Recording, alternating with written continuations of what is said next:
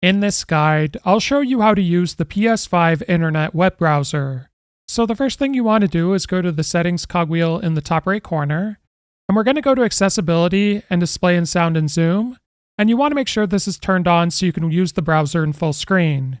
So after you've done this, you can come back and we're going to go to users and accounts. Then you want to scroll down and go to linked services, and we're going to go to YouTube. Now, once you're here, it's going to ask you to link and you want to select a link. And from here, scroll down and select Use Browser in the bottom right corner.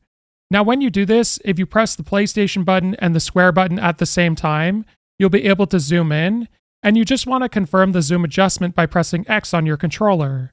So after you've done that, what you want to do is select Terms in the bottom right corner, and that'll bring you to this page.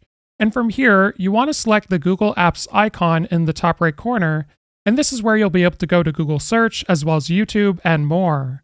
So in this example, I'm just going to go to YouTube, but feel free to go to Google Search if you want to look up something specific. If this guide was helpful, like and subscribe, and we'll see you in the next one.